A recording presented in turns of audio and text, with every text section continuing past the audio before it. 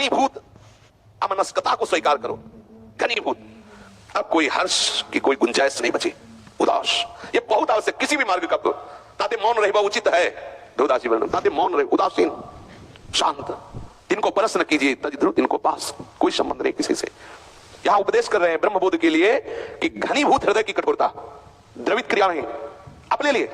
कोई हमें मार रहा है, गाली दे रहा है, अपमान कर रहा है, निंदा स्तुति, किसका कोई प्रभाव नहीं, घोर उदासीनता। ये बहुत आवश्यक, बहुत आवश्यक है, बहुत अमृतमय वचन है। घनीभूत अमनस्कता, सर्वथा शुद्ध चिन्मात्र में स्थित हो जाओ, चिदानंद स्वरूप में। भाव देह का मतलब क्या है? चिदानंद में स्थित हो जाओ। सहचरी भाव, गोपी भाव, आद्य बाबा आत्म भाव में स्थित। ये प्रबल लालसा। देखो किसी भी मार्ग के प्रतीक हो, सर्वोपरि भजन, सर्वोपरि भगवत चिंतन। ये जो हम बाहरी सेवा पूजा करते हैं, इसका परिणाम है मानस में प्रवेश हो जाना। ये बाहरी सेवा पूजा अंतर में प्रवेश होने के लिए, यदि अंतर की सेवा नहीं प्रारंभ हुई तो अधूरी है। प्रियालाल को आपके हलवा पूड़ी नहीं चाहिए, उनके उपासकों को नहीं चाहिए, तो उनको कहां से चाहिए? अरे बाबा, वो चिदानंद स्वरूप है, वो प्राकृतिक भोग भोगेंगे क्या? झूठे माया जलित भोगों से संतुष्ट होंगे क्या? पर इन भोगों में जो आपका भाव बनता है, उसको स्वीकार करते हैं। उत्तम सेवा की तरफ जब आपकी गति होगी, तो फिर वो भावोत्सवेन भजताम रसकाम, अपने सहचरी स्वरूप से आप अठो पहर चिदानंदमयी वस्तुओं से, ये पार्थिव वस्तुएं केवल भाव बनाने के लिए, पत्रम पुष्पम फलम तो यम ये में भक्ता प्रेक्षित, भाव पूर्वक अर्पित कर रहे हो तो आपका भाव बन रहा है। भाव खास बात भाव है, नहीं तो प्रियालाल किंचनों को मिले ही नहीं, सेठ होके यहां बैठे रहे दोनों, बनाओ खवाओ। तो लालची बिहारी बिहारी थोड़ी कि भाई जो हलवा पूरी खवाएगा उसका, मतलब थोड़ा विचार करो। प्रियालाल किसी के हलवा पूरी, रसगुल्ला, गुलाब जामुन इससे प्रसन्न होने वाले? आप सोचो, अरे उनका उपासक राजी होने वाला नहीं। फिर उनका वो आपका जो भाव बनता है ना कि आज प्रियालाल को हलवा पावे, वो भाव जो उसमें बना, वो खास बात है। वो बिना हलवा के भी हो सकता है। अगर वस्तु है और भाव नहीं तो उसकी कोई कीमत नहीं, और भाव बना लिया वस्तु नहीं तो भोग लग रहा है। महापुरुषों ने तो ऐसे ही भोग लगाए हैं, और उसका प्रसाद भी पाया, केवल ऐसे नहीं कि कोरी भावुकता ही, केवल वो बाद में प्रसाद भी उनको मिला है। जब तक हमारे हृदय में शरीर के भोगों के प्रति राग है, तब तक वस्तु का बोध होना बड़ा असंभव सा है। आपने कहा कि साधक को लक्ष्यच्युत करने के लिए माया तुली हुई है, कहीं साधक आकर्षित होकर के भ्रष्ट ना हो जाए, इसलिए सावधान।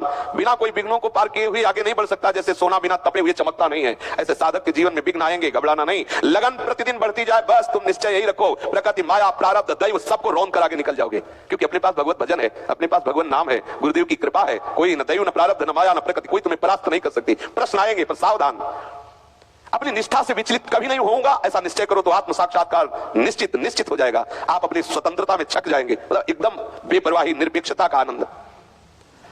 इस दलदल की घटना से आप और निर्भय हो गए। आप क्या, निकालने वाला तो खुद दौड़ता है, ये निकालने वाला खुद दौड़ता है। अब क्या और निर्भय होकर बाबा आगे बढ़े। रस मार्ग में बढ़ना है तो सोच विचार के आगे बढ़ो। स्थूल दलदल नहीं फंसा सका तो फिर सूक्ष्म दलदल क्या फंसा पाएगा चित्त का? बड़ा आनंद में अंगुली पकड़ ली तो पहुंचा पकड़ ही लेगा, और काहे को छोड़ेगा। जब अंगुली पकड़ ली है तो पहुंचा पकड़ लेगा, जब उसने बाह पकड़ ली तो कौन गिरा सकता है? पूर्ण दृढ़ विश्वास रखो। और अगर सावधान नहीं रहे तो उल्टे अधिक उलझाई वाली बात आ जाएगी। जितना भी सुलझाने, वो गोस्वामी जी ने एक पद में लिखा है कि राम राम राम जी जौलो तू न जपी है, तौलो तू कहूं जाए तिहु ताप, छूटिवे के जतन विशेष बांधे जाएगो है, वह विष भोजन जो सुधा सान खायो, ये छूटिवे के जतन विशेष बांधे जाएगो। जैसे जैसे क्षमता का अभ्यास होने लगता है, वैसे वैसे मन स्थिर होता है। यथा यथा क्षमाभ्यासात् मनसा स्थिरता भवेत्, मनोवाक्काय दृष्टिनाम स्थिरता चित तथा तथा। जैसे जैसे भाव आत्मस्वरूप का सब जगह एक ही प्रभु है, वैसे वैसे मन, वाणी, शरीर सब स्थिर शांत होने लगता है। प्रभु के सिवा और कुछ है, इसी में चंचलता है, और सब प्रभु है, इसी में परम शांति। मन शांत हो जाता है, स्थिति एकदम आनंदमयी हो जाती है।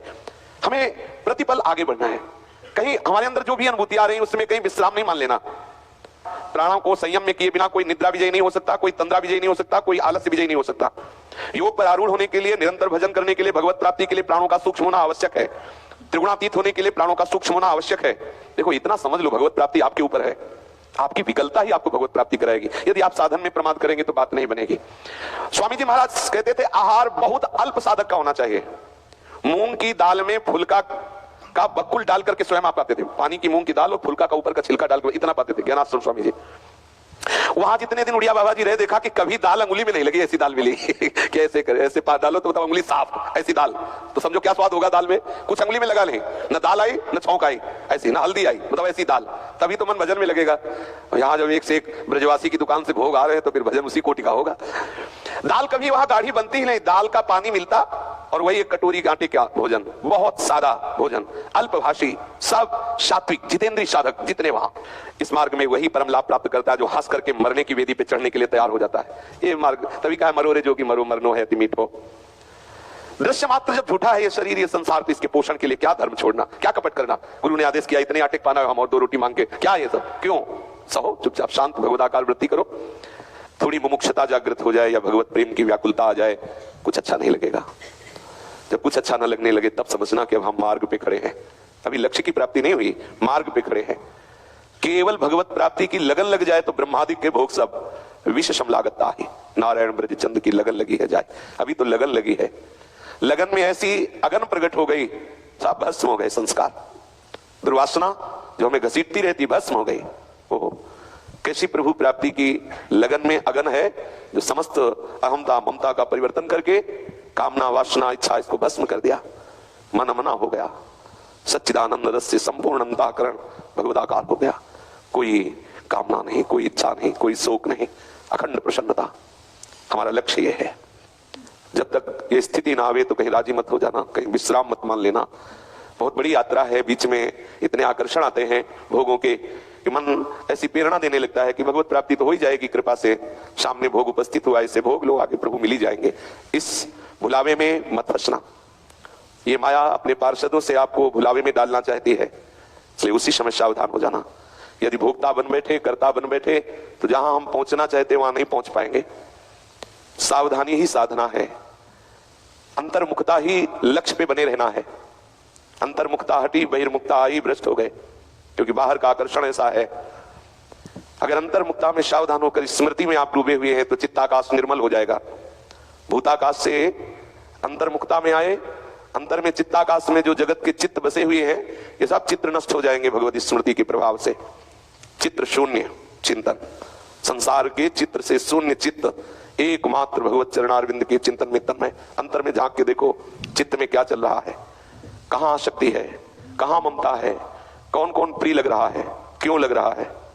सावधानी पूर्वक अंतर निरीक्षण करो, अंतर की दुर्वासनाओं का त्याग करके एकमात्र भगवत प्रेम में डूबने के लिए विकल हो जाओ। पूज्य संत श्री भाई जी हनुमान प्रसाद पोद्दार जी महाराज, यदि आपकी अंतर्मुखता में भगवत स्मृति चल रही है तो किसी बाहरी सहयोग की जरूरत नहीं पड़ेगी।